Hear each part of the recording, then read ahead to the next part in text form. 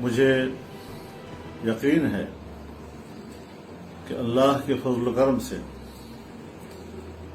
پورے ملک سے عوام، تمام سیاسی جماعتوں کے کارکن اور بالخصوص جمعیت علماء اسلام کے قافلے اسلام آباد کی طرف روانگی کے لیے تیار ہوں گے۔ میں اس پیغام کے ذریعے سے ایک بار پھر آپ سے اپیل کرتا ہوں کہ کسی بھی قیمت پر کوئی کمی ہمارے اس بہت بڑے لانگ مارچ کی کامیابی میں نہیں ہونی چاہیے۔ جس طرح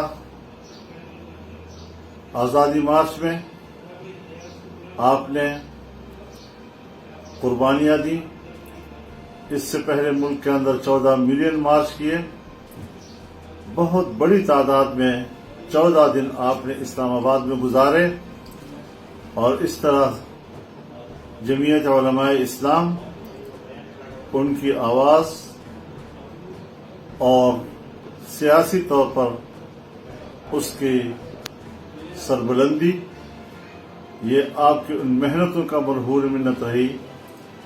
ابھی چند روز پہلے جب ریاستی دہشت گردی کی گئی پارلیمنٹ کے لاجز میں، اور ہمارے پارلیمنٹ کے ممبران، ان کے مہمانوں اور جمعیت علماء اسلام کے کارکنوں پر تشدد کیا گیا، انہیں گھسیٹا گیا اور گرفتار کر کے لے گئے، تو میں نے آپ سے درخواست کی کہ آپ سڑکوں پہ نکل آئے۔ 1 گھنٹے سے کم مدت میں پورا ملک جام کر دیا آپ نے، اور بڑے جوش و جذبے کے ساتھ آپ سڑکوں پہ نکل آئے تھے۔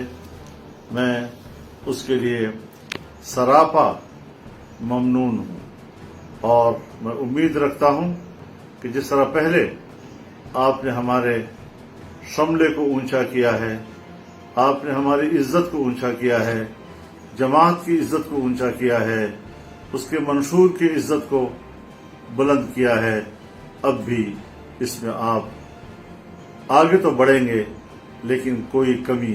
YouTube پر گوگلی نیوز دیکھنے کے لیے youtube.com کی سرچ بار میں googly news T V type کریں۔ گوگلی نیوز کے پیج پر سرخ رنگ کے سبسکرپشن والے بٹن پر کلک کرنا نہ بھولیے۔ YouTube پیج پر اپلوڈ ہونے والی ویڈیوز سے باخبر رہنے کے لیے بیل آئیکن پر کلک کیجیے۔ آپ کو ہر نئی ویڈیو کے بارے میں نوٹیفیکیشن موصول ہو جائے گا۔